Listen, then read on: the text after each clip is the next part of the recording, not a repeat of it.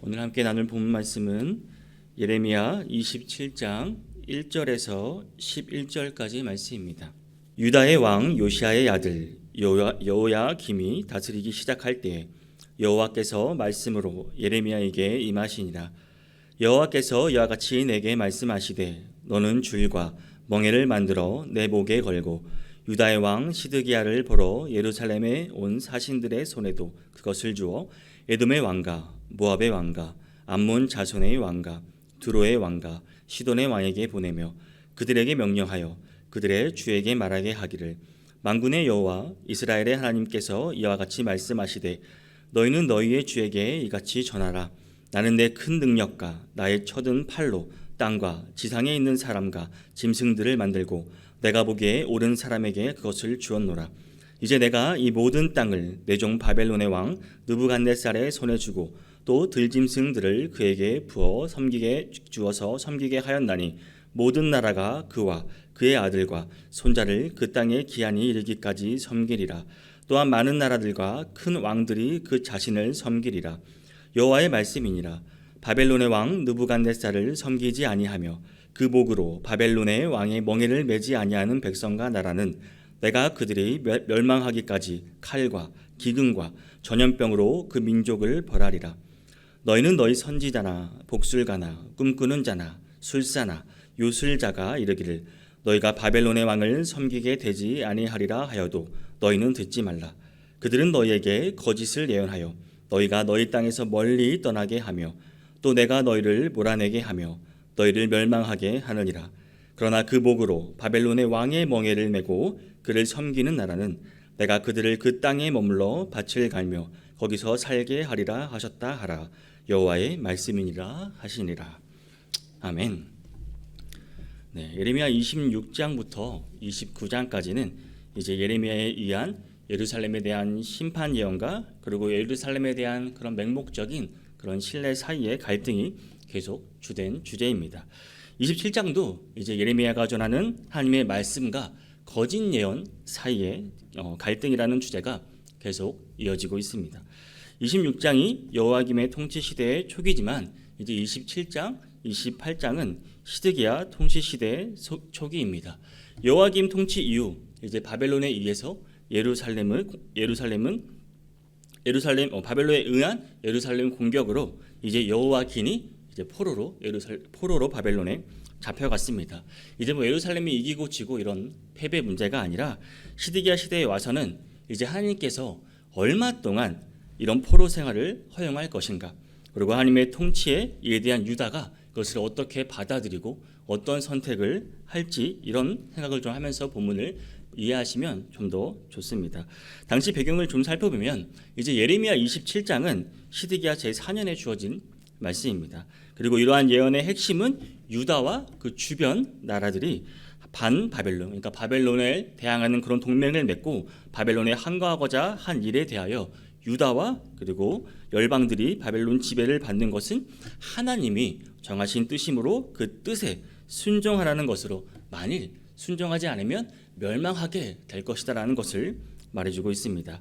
시드기야 제4년은 이제 BC 594년입니다. 이때는 이미 유다가 3번에 걸쳐 바벨론의 침공을 받고 바벨론에 종속된 상태였습니다. 유다는 비록 아직 완전히 망한 상태는 아니었다고 해도 시드기야 왕 자신이 이미 바벨론에 의해 임명되었다는 것만 봐도 이미 바벨론의 영향력 아래 온전히 있었음을 우리에게 보여주고 있습니다. 이것은 비단 유다만의 일이 아니었습니다. 당시 유다의 이제 주변 나라들도 다 바벨론에 종속된 상태였습니다. 그런데 유다 왕 시드기야 제3년에 이제 바벨론 제국의 동부 지역에서는 계속 반란이 발생했습니다. 그리하여 바벨론 제국 서부에 위치한 이제 유다와 그 주변 나라들에 대한 감시를 당연히 동쪽이 그러니 서부는 소리할 수밖에 없었습니다. 그러자 이제 유다와 그 주변 나라들은 유다를 중심으로 하여 바벨론에 대항하고자 그 반 바벨론 동맹을 맺고 바벨론에 항거하여 독립을 쟁취하고자 했습니다. 이는 다른 나라의 지배를 받고 있던 유다와 그 주변 나라로서는 당연한 움직임이라고 볼 수 있습니다. 사실은 근데 이것은 하나님의 정하신 뜻을 거역하는 것이었습니다. 하나님께서는 일찍이 유다 여호와김 왕 때에 70년 동안 바벨론을 섬기게 될 것이라고 말씀하신 바가 있습니다. 예레미야 25장 11절 말씀입니다.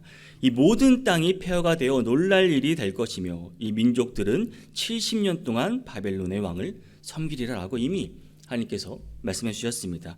그러므로 유다와 주변 나라들은 바벨론에 항거하지 말고 하나님의 정하신 때가 이르기까지 참고 기다려야 했던 것입니다.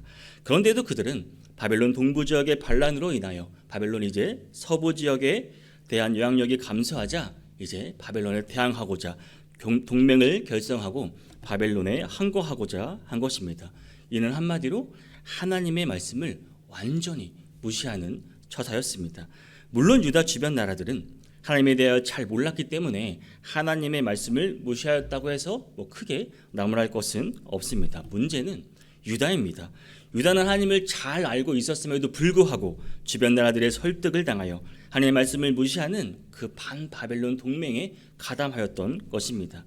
이제 하나님께서는 예레미야로 하여금 멍에와 줄을 목에 매는 그런 상징적 행위와 직접적인 메시지 선포를 통하여 유다와 그 주변 나라들에게 바벨론에 복종할 것을 촉구하고 있는 것입니다. 복종하지 않으면 바벨론에 의해 처참하게 멸망하게 될 것임을 경고하도록 하신 것입니다. 이에 유다와 주변 나라들은 예레미야 메시지에 어떻게 반응하였습니까? 그들은 예레미야의 메시지를 듣지 않았습니다. 그들은 끝내 하나님의 뜻을 거역하며 바벨론에 항거하는 길을 택하였습니다. 결국 그들은 예레미야가 경고한 그대로 바벨론에 처참하게 멸망할 수밖에 없었습니다. 이러한 사실이 보여주듯이 여러분 누구든지 하나님의 말씀을 거스르면 당연히 그에 합당한 대가를 치르게 되어 있습니다. 하나님께서는 인정하든 인정하지 않든 온 우주의 창조주이십니다. 만유에 대하여 절대 주권을 가지고 계신 분이 바로 우리 하나님이십니다. 하나님께서는 우리의 절대 주권자로 그 운명을 스스로 자의적으로 결정하실 수 있는 분이 바로 하나님이십니다. 그리고 하나님밖에 없습니다. 따라서 우리는 하나님의 말씀에 대해 순종해야 하는 것입니다. 하나님께서는 당신의 말씀에 대한 그 각 사람들의 태도에 대하여 그 사람의 운명을 결정하십니다. 즉 말씀에 순종하는 자에게는 구원과 영원한 복을 주시고 또 말씀에 불순종하는 자에게는 멸망과 영원한 형벌에 이르게 하시는 것입니다. 하나님의 뜻을 알든 모르든 인정하든 인정하지 않든 상관없이 적용되는 것이 바로 이것이 하나님의 불변의 진리입니다. 그럼 우리는 하나님의 절대 주권자 되심을 인정하고 하나님의 말씀에 온전히 순종하시기를 바랍니다. 오늘 본문도 먼저 우리는 이 모든 이야기의 흐름, 역사의 흐름이 절대적인 여호와 하나님의 주권임을 알아야 함을 우리에게 보여주고 있습니다. 예레미야 27장 1절은 유다의 왕 요시아의 아들 여호야김이 다스리기 시작할 때라면서 27장의 배경을 요아김 시대로 밝히고 있습니다. 그러나 실제로 예레미야 27장 28장의 내용은 제가 앞서 이제 시드기야 통치 시대라고 말했죠. 그래서 시드기야 통치 시대에 관한 것입니다. 조금만 읽어봐도 우리는 알 수 있습니다. 그리고 우리 성경에도 여호야김 앞에 보면 1 이렇게 가로하고 조그맣게 숫자가 되어 있죠. 옆에 주석을 보면은 이제 1절에서도 유다의 왕 시드기야, 그리고 3절에서 유다의 왕 시드기야, 12절에 똑같이 나오고요. 28장 1절에서도 이제 그의 곧 유다의 왕 시드기야라고 나오고 있습니다. 이렇게 볼 때 시드기야의 시대로 보는 것이 합당합니다. 그리고 여호와의 말씀이 예레미야에게 임합니다. 본문 1절 하반절부터 2절입니다. 여호와께서 말씀이 예레미야에게 임하시니라. 여호와께서 이와 같이 내게 말씀하시되 너는 줄과 멍에를 만들고 내 목에 걸고. 예레미야가 목에 멍에를 매는데 이 멍에는 이제 바벨론의 지배를 상징합니다. 그러나 여기서 주목할 점은 느부갓네살 왕에 의해서가 아니라 여호와 하나님 명령에 의해서 바벨론의 멍에가 예레미야에게 지어진다는 사실입니다. 이제 유다는 여호와의 멍에를 져야 합니다. 그리고 본문 3절에서 7절은 유다의 이웃 나라들인 에돔과 모압과 암몬과 두로와 시돈의 왕들에게 보낸 메시지입니다. 본문 3절을 보면 유다의 왕 시드기야를 보러 예루살렘에 온 사신들의 손에도 그것을 주어 에돔의 왕과 모압의 왕과 암몬의 왕과 두로의 왕과 시돈의 왕에게 보내며. 팔레스타인 지역에서 바벨론의 주도권에 대항하기 위해 이들 나라들은 이제 유다와 일종의 국제 연합 전선을 시도했을 것입니다. 여기서 예레미야의 메시지가 강조하는 것은 유다를 비롯한 각국이 당면하고 있는 그런 바벨론에 의한 주도권 문제가 아니라 여호와께서 의도하시는 것에 관한 문제입니다. 본문 4절 5절입니다. 그들에게 명령하여 그들의 주에게 말하게 하기를 만군의 여호와 이스라엘의 하나님께서 이와 같이 말씀하시되 너희는 너희의 주에게 이같이 전하라. 나는 내 능력과 나의 쳐든 팔로 땅과 지상에 있는 사람과 짐승들을 만들고 내가 보기에 옳은 사람에게 그것을 주었노라. 땅과 사람과 짐승, 그러니까 하나님께서 창조하신 이 지구상의 모든 것들을 나타내는 것입니다. 내 큰 능력과 나의 쳐든 팔, 내 하나님의 강한 권능을 상징합니다. 내가 보기에 옳은 사람에게 그것을 주었노라. 하나님의 이 주권을 말하고 있는 것입니다. 하나님께서 보시기에 합당한 대로 주권적으로 강력한 권능을 행하실 것을 말하고 있는 것입니다. 본문 6절을 보면 이제 내가 이 모든 땅을 내 종 바벨론의 왕 느부갓네살의 손에 주고 또 들짐승들을 그에게 주어서 섬기게 하였나니 모든 땅이 바벨론의 왕 느부갓네살에 의해 통치될 것입니다. 바벨론 왕 느부갓네살이 내 종이라고 지칭됩니다. 바벨론 왕 느부갓네살이 하나님의 뜻을 실행하고 있으며 어느 누구도 거역해서는 안 된다는 사실을 말하고 있는 것입니다. 예레미야가 이것을 전하고 있는 것입니다. 본문 7절 상반절입니다.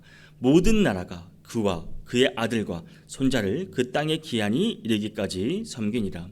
이 느부갓네살 왕의 통치가 무한정적인 게 아니라 시간 제한이 있습니다. 3세대에 걸쳐 계속될 것입니다. 느부갓네살의 왕 통치가 비록 하나님에 의해 의도된 것이지만 바벨론 제국은 영구적인 것이 아니란 말입니다. 본문 7절 하반절을 보면 그 땅의 기한이 이르기까지 섬기리라. 또한 많은 나라들과 큰 왕들이 그 자신을 섬기리라. 하나님께서 의도하신 때가 되면 바벨론도 다른 나라들의 속국이 될 것입니다. 하나님께서 의도하신 대로 바벨론의 통치가 이루어졌듯이 하나님께서 원하실 때 그의 땅의 기한이 이르면 바벨론 멸망 또한 꼭 이루어질 것이란 말입니다. 결국 모든 나라에 흥망성쇠의 나라가 생기고 망하고 하는 이런 것들이 누구한테 달려있다는 겁니까? 하나님의 의도에 달려있다는 것입니다. 어쩌면 유다에게 너무 가혹한 심판으로 들리는 이 바벨론 포로 생활에도 한 가닥의 희망을 제시합니다. 이것이 무한한 것이 아니라 바벨론 포로 상황에도 분명히 끝이 있다는 것을 말해주고 있습니다. 이제 예레미야의 말을 들은 자들은 이 삶과 죽음 사이에 선택을 해야 합니다. 예언의 대상이 열방에 있지만 직접적인 대상은 이제 유다이고 시드기야입니다. 본문 8절에서 11절은 두 가지 선택을 제시합니다. 먼저 본문 8절입니다. 여호와의 말씀이니라. 바벨론의 왕 느부갓네살을 섬기지 아니하며 그 목으로 바벨론의 왕의 멍에를 매지 아니하는 백성과 나라를 내가 그들이 멸망하기까지 칼과 기근과 전염병으로 그 민족을 벌하리라. 바벨론 왕 느부갓네살을 섬기지 아니하는 백성이나 그 목으로 바벨론 왕의 멍에를 매지 아니하는 백성, 즉 바벨론의 통치받기를 거부하는 나라는 느부갓네살이 파멸시킬 때까지 여호와 하나님께서 칼과 기근과 전염병으로 그 나라를 처벌하실 것이라고 말합니다. 칼과 기근과 전염병, 이 표현은 예외 없이 철저하게 완전히 모두를 처벌할 것임을 말하고 있는 것입니다. 다른 또 한 가지 선택은 본문 11절에 나옵니다. 그러나 그 목으로 바벨론의 멍에를 메고 그를 섬기는 나라는 내가 그들을 그 땅에 머물러 밭을 갈며 거기서 살게 하리라 하셨다 하라. 여호와의 말씀이니라 하시니라. 그 목으로 바벨론 왕의 멍에를 메고 그를 섬기는 나라, 즉 바벨론의 통치에 굴복하는 나라는 포로로 끌려가지도 않고 그 땅에서 살 것이라고 말하는 것입니다. 바벨론에 복종하고 살아남을 것인가, 아니면 바벨론에 불복종하고 죽음을 맞이할 것인가, 이 선택이 유다와 시드기야에게 주어진 것입니다. 그리고 8절과 11절 주어진 그 선택 사이에 9절과 10절에서는 거짓 선지자에 대한 경고가 주어집니다. 본문 9절 10절입니다. 너희는 거짓 선지자나 복술가나 꿈꾸는 자나 술사나 요술자가 이르기를 너희가 바벨론의 왕을 섬기게 되지 아니하리라 하여도 너희는 듣지 말라. 그들은 너희에게 거짓을 예언하여 너희가 너희 땅에서 멀리 떠나게 하며 또 내가 너희를 몰아내게 하며 너희를 멸망하게 하느니라. 예레미야는 백성들이 바벨론 왕을 섬기지 아니하리라 하는 이 거짓 예언에 현혹되지 않기를 경고합니다. 이 거짓을 예언한 자들의 마음 따르는 이 결과는 백성들의 또 그들의 땅에서 멀리 떠나게 하고 궁극적으로는 그들이 멸망하게 되는 것이라고 예레미야는 이들에게 경고하고 있는 것입니다. 바벨론에 굴복하기를 거부하는 것은 자기 땅을 지키려는 목적인데 예레미야 예언에 의하면 이는 도리어 정반대의 결과를 가져오는 것입니다. 역설적으로 들릴지 모르나 바벨론에 굴복하는 것이 생명을 유지하는 길이라는 것입니다. 이것이 여호와 하나님의 뜻에 순종하는 길이었습니다. 사랑하는 성도 여러분, 하나님께서는 당신의 백성들을 위해 또 진리를 증거하시고 살 길을 미리 예비하시는 분이십니다. 백성들을 얼마나 사랑하시겠습니까? 하나님께서 그 백성을 지키시고 온전히 그 백성들이 올바른 길로 가기를 항상 바라시고 원하시는 분이십니다. 동시에 거짓된 가르침, 그 하나님의 진리를 떠나 사는 것을 경계하십니다. 어리석은 자들은 이를 소홀히 여기고 또 가볍게 여기고 여기에 넘어가기도 하는 것입니다. 그들은 거짓 선지자들, 이 악의 세력에 의해 쉽게 미혹당하며 결국 하나님의 뜻에서 벗어나 그릇된 길로 빠져들게 마련입니다. 여러분, 아담과 하와가 하나님의 경고를 가볍게 여기고 그 말씀에서 떠난 결과가 어떻습니까? 여러분 한번 생각해 보시기 바랍니다. 또 오늘 말씀에서 이 바벨론에 굴복할 것을 명하는 하나님의 말씀에서 떠나 이 거짓 선지자들의 미혹된 결과가 무엇입니까? 그것은 사망이었고 패망이었습니다. 우리는 이러한 경고의 말씀을 여러분 결코 가볍게 여겨서는 안 됩니다. 오늘 하루 살아가실 때 여러분 이 말씀이 우리 삶의 궁극적인 우리 성패를 좌우하는 우리의 하루의 승리를 좌우하는 것이 되기를 바랍니다. 여러분 영생의 길로 가느냐 아니면 영원한 형벌의 저주로 당하느냐 이 결정지는 절대의 기준이 됨을 여러분 명심하시기를 바랍니다. 우리는 그저 어떻게 해야 되겠습니까? 절대 주권자이신 하나님을 인정하고 하나님께 순종하는 길밖에는 없습니다. 이 시간 다시 한번 여러분 기억하시고 오늘 하루도 우리의 삶을 전적으로 하나님께 맡기며 살아가시는 모든 성도님이 되시기를 주님의 이름으로 축복합니다.